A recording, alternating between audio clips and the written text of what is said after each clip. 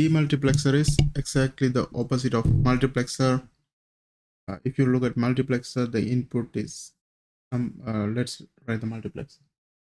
Multiplexer, if the input is input depends on the output, like number of select line. Output will be always one, but it depends on the number of select line. So, for example, if the input is 4, then the select line is 2 because 2 power 2 is 4. If the input is 8, then the select line is 3 because 2 power 3 is 8. Okay, this one is output. Output will be always 1. Now let's look at the Dmux. In the Dmux, it's opposite, 1 to n ratio. The input will be always 1 and the output depends on the select lines. So if you want to find out select line, like let's look at an example. Let's say we have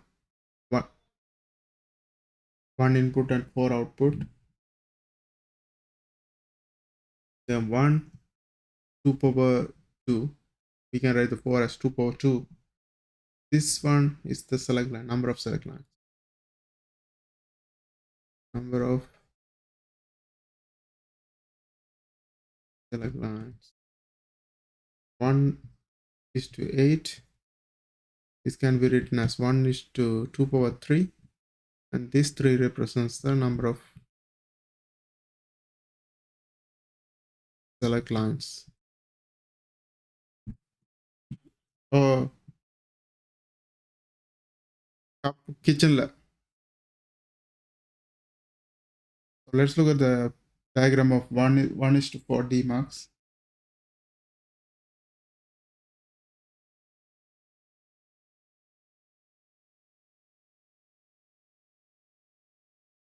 So here we will always have one input.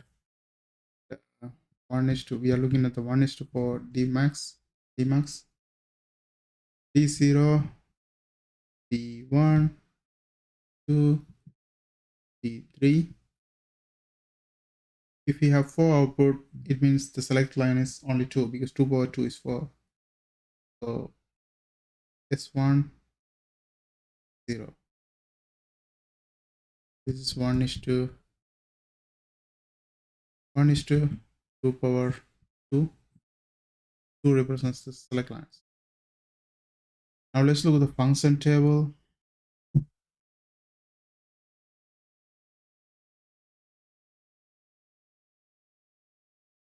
Function, the truth table. Now here the select lines are S0 and S1. We have 4 output, that is D0, D1, D2, D3. Okay, so the select line, it will select the output based on the input.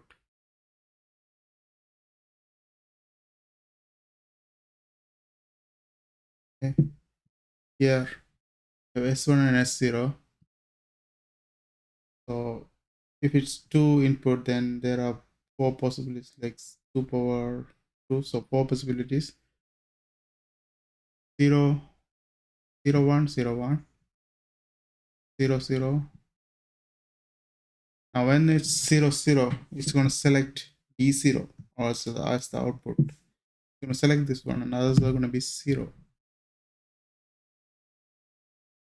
And 0, 1 is going to select the second one.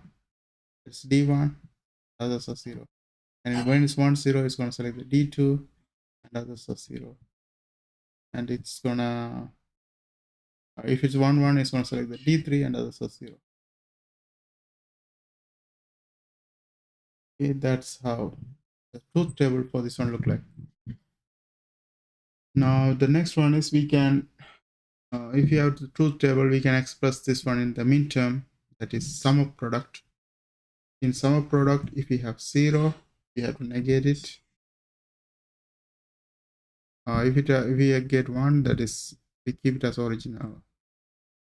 Okay, so let's go to the expressions for D0.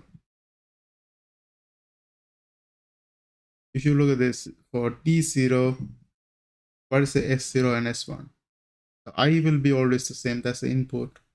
But if the S0 is 0, then that's going to be, that should be complemented. So S0 complement, S1 also 0, that should be complemented as well. And for D1, to be selected, we have 0, 1, it has to be 0, 1. So first input, S0 has to be 0, so we have to complement this one since it's 0. S0 complement, and S1 is 1, so we keep it as it is. For the D2, this one, when it's 1, 0, the D2 will be selected. So input remains the same. The S0 is 1, so it remains the same.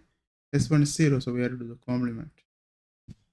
For D3 to be selected, it has to be 1, 1. I, since both of them are 1, we can keep it as it is. 0 is 1.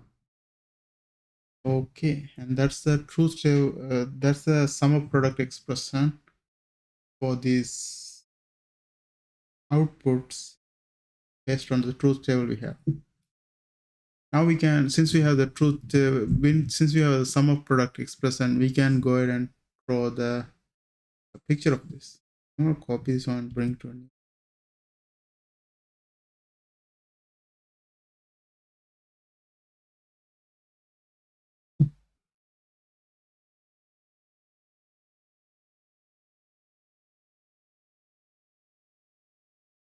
Okay. So let's draw the diagram of this one. Here you see we have three things with AND gate. So I'm gonna need 4 AND gates because we have 1, 2, 3, 4 outputs, 4 AND gates. But before that, let's draw the lines.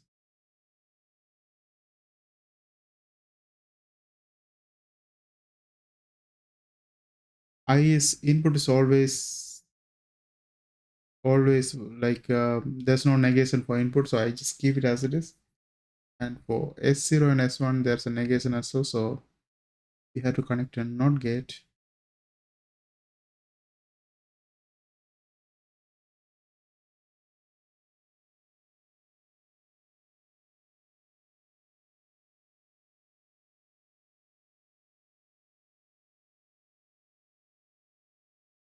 Okay. Now we can draw the 4 AND gates. 1, 2, 3, 4.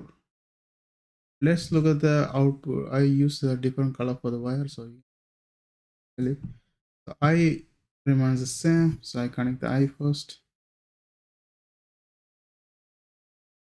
Okay, and the next one is S0 complement. So complement is the one with the NOT gate. Then S1 complement, that's also NOT gate, and that should give us the output of D0. And then for the D1 we have I, and then we have S0 complement, that should be this one, and we have S1, that is this one, and that should give the output of D1. And then for D2 we have to have I, it's this one, and S0 and S1 complement. So that should be this. Let's give the output of 2. And for D3, I is connected like this. Then S0 and S1, right? That gives the output of D3. This is the expression of the sum of product expressions using logic gates. That's it for this video. I hope you guys find this video helpful. Thanks for watching. Don't forget to subscribe my channel. See you guys on my next video.